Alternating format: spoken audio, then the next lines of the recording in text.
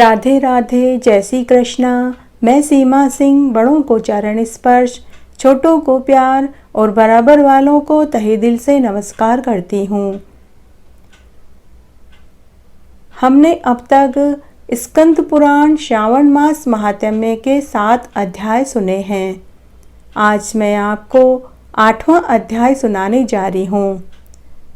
अगर कोई अध्याय आपका सुनने से छूट गया है तो डिस्क्रिप्शन बॉक्स में मैं उनका लिंक छोड़ दूंगी। आप वहां से अपने छूटे हुए अध्याय सुन सकते हैं। श्रावण मास महात्म्य में आज बुधवार और गुरुवार व्रत का विवरण आएगा। इस अध्याय में देवों के देव महादेव जी ने सनत कुमार से कहा कि हे सनत कुमार ब्राह्मण, आज मैं आपको महापाप नाशक बुध और बृहस्पति के व्रत को बताऊंगा। इस व्रत को करने से मनुष्य को सभी सिद्धियां प्राप्त होती है। बुध और गुरुवार व्रत की कथा इस प्रकार है। एक बार की बात है, जब ब्रह्मा जी ने चंद्रमा को ब्राह्मणों का राजा स्वीकार कर लिया, तब बृहस्पति भगवान की अत्यंत रूपवती व गुणवती स्त्री तारा के रूप पर भगवान चंद्रमा मोहित हो गए और भगवान चंद्रमा बलपूर्वक गुरु पत्नी को अपने घर ले गए और उसका उपभोग करने लगे। बृहस्पति भगवान ने अपनी पत्नी को सब जगह खोजा। बृहस्पति भगवान ने अपनी पत्नी की खोज सब जगह की। उधर तारा के एक बहुत सुंदर पुत्र पैदा हुआ जो बुध के नाम से प्रसिद्ध हुआ। बृहस्पति जी अपनी पत्नी तारा को खोजते खोजते चंद्रमा के घर पहुँचे। बृहस्पति भगवान ने भगवान चंद्रमा से अपनी तारा को लौटाने का बहुत आग्रह किया, लेकिन चंद्रमा ने गुरु पत्नी को नहीं लौटाया। तब बृहस्पति जी देव सभा में पहुँचे और अपनी शिकायत देवराज इंद्र से कही कि हे देवराज इंद्र, चंद्रमा मेरी पत्नी को चुराकर ले गए हैं। आप चंद्रमा से मेरी पत्नी वापस दिलवाइए, अन्यथा चंद्रमा द्वारा किए गए पाप का दोष आपके ऊपर भी लगेगा, क्योंकि धर्मशास्त्र के अनुसार प्रजा द्वारा किया गया पाप राजा को ही लगता है। तब देवराज इंद्र ने सभी देवताओं की एक सभा बुलवाई और उनकी राय के अनुसार देवराज इंद्र ने चंद्रमा को सभा में बुलवाया और बृहस्पति जी की पत्नी लौटाने के लिए कहा। तब चंद्रमा ने कहा कि हे भगवान, मैं आपकी आज्ञा के अनुसार बृहस्पति की पत्नी को उन्हें लौटा दूंगा, लेकिन उससे जो मेरा पुत्र बुध पैदा हुआ है वो मैं नहीं दूंगा, क्योंकि वो मेरे ही अंश से उत्पन्न हुआ है। तब सभी देवतागण दुविधा में पड़ गए और विचार करने लगे कि सही बात तो तारा ही बता सकती है कि यह पुत्र किसके अंश से पैदा हुआ है। तब सभी देवताओं ने तारा से सच्चाई पूछी। तब तारा ने अपना सिर नीचे झुका लिया और लज्जा से बोली कि वह चंद्रमा का औरस पुत्र तथा बृहस्पति जी का क्षेत्रज पुत्र है। अर्थात इसका मतलब है कि तारा बृहस्पति जी की पत्नी है, लेकिन पुत्र चंद्रमा के अंश से पैदा हुआ है। तब देवताओं ने बुद्ध बालक को चंद्रमा को दे दिया। तब बृहस्पति भगवान बहुत उदास हो गए। तब बृहस्पति जी भगवान की उदासी को देखकर देवताओं ने बृहस्पति भगवान से कहा कि यह बुद्ध पुत्र चंद्रमा और बृहस्पति दोनों का ही पुत्र कहलाएगा। तब देवताओं ने वरदान दिया कि जो भी व्यक्ति सावन मास में बुधवार और बृहस्पतिवार दोनों का एक साथ पूजन करेंगे।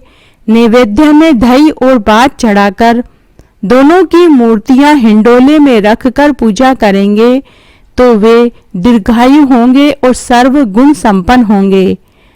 और यदि कोई कोष पर मूर्ति लिखकर पूजन करेगा तो उसके भंडार भर जाएंगे। रसोई घर में लिखने से व्यंजनों में वृद्धि होगी और दिवालियों में लिखने से सभी देवी देवताओं का आशीर्वाद मिलेगा। और धान्य घर में लिखने से धान्य की वृद्धि होगी। अगर कोई 7 साल तक लगातार यह व्रत करे और व्रत में उद्यापन करे और उद्यापन में पूरी रात भजन कीर्तन और जागरण में बिताएगा तो वह व्यक्ति सभी सुख सुविधाओं का भागीदार होगा और मरने पर बुद्ध लोक और वसुपति लोक का वासी होगा। साथ ही अगर वह व्यक्ति अच्छी हैसियत रखता है तो उन्हें स्वर्ण की प्रतिमा बना करके विधि पूर्वक पूजन करना चाहिए, हवन करना चाहिए। हवन में तिल, घी और खीर की आहुति देनी चाहिए। 7 वर्ष तक व्रत करने के बाद इसका उद्यापन करना चाहिए और उद्यापन में भगवान बुद्ध और भगवान गुरु की प्रतिमा बनाकर षोडशों उपचार से पूजन करना चाहिए। हवन में तिल, घी और खीर की आहुति देनी चाहिए और पीपल की समिधा बनाकर पूर्णाहुति करनी चाहिए। उद्यापन में मामा भांजे और ब्राह्मण को भोजन कराएं, उसके पश्चात ही स्वयं भोजन करें। इस प्रकार लगातार 7 वर्ष तक व्रत करने से सभी मनोरथ की पूर्ति होती है। इस व्रत में मामा और भांजा को उद्यापन में भोजन क्यों कराया जाता है, इसकी भी एक कथा है। वो इस प्रकार है। एक बार 2 ब्राह्मण युवक थे। वे आपस में रिश्ते में मामा और भांजे थे। वे दोनों भिक्षा मांगकर ही अपना जीवन निर्वाह कर रहे थे। एक समय की बात है, वो भिक्षा मांगते मांगते एक नगर में पहुंचे। उस नगर का नाम रत्नागिरी था। उन दोनों ने देखा कि नगर के सभी लोग सभी वारों का व्रत करते थे, लेकिन बुधवार व बृहस्पतिवार का कोई भी मनुष्य व्रत नहीं करता था। दोनों मामा भांजे को बहुत आश्चर्य हुआ। उन दोनों ने उसी दिन से बुधवार व गुरुवार का व्रत करना का निश्चय किया, लेकिन दोनों मामा भांजे बुधवार और बृहस्पतिवार के व्रत की विधि नहीं जानते थे। तब एक रात्रि को भगवान बुद्ध व भगवान गुरु ने उन दोनों मामा भांजे को स्वप्न में दर्शन देकर व्रत की पूरी विधि बताई। दूसरे दिन सुबह जब दोनों मामा भांजे सोकर उठे तो उन दोनों ने रात वाले सपने की बात एक दूसरे को बताई। तब दोनों मामा भांजे ने पूरी विधि के अनुसार बुधवार व गुरुवार का व्रत सावन में करने लगे, जिसके प्रभाव से वे 7 वर्ष की अवधि में ही पुत्र पौत्र और धन संपदा से परिपूर्ण हो गए। इतने कम समय में करोड़पति होने से उनके कई ईर्ष्यालु लोग पैदा हो गए। उन ईर्ष्यालु लोगों ने राजा से उन दोनों की एकाएक मालामाल होने की खबर सुनाई। राजा ने अपने पहरेदारों को भेजकर उन्हें कारावास में डलवा दिया और उन दोनों मामा भांजे की सारी संपत्ति भी जब्त कर ली। उसी रात्रि को राजा के स्वप्न में भगवान बुद्ध व भगवान गुरु ने दर्शन देकर कहा कि अरे राजन, तुमने आज जिस मामा और भांजे को बंदी बनाया है उन्हें सुबह होते ही छोड़ दो और उनका धन जो तुमने उनसे लिया है उन्हें इज्जत के साथ वापस लौटा दो। वे दोनों बड़े ही धर्मात्मा ब्राह्मण हैं। उन्होंने लगातार 7 वर्ष तक हर सावन में बुधवार व गुरुवार का व्रत किया। वो हमारे ही वरदान से फलीभूत हुए हैं। और हे राजन, अगर तुम भी अपने कुटुंब के साथ हर सावन में बुधवार व गुरुवार का व्रत लगातार 7 वर्ष तक करोगे तो तुम्हारा धन, वैभव, यश 7 गुना बढ़ जाएगा। और इस व्रत का तुम जितना प्रचार और प्रसार करोगे उतना ही अधिक फल भी मिलेगा। और जो मनुष्य यह व्रत करेगा और व्रत के उद्यापन में मामा भांजे को भोजन कराएगा, वह व्यक्ति धन संपदा से भर जाएगा और मरने के बाद हमारे लोक में निवास करेगा।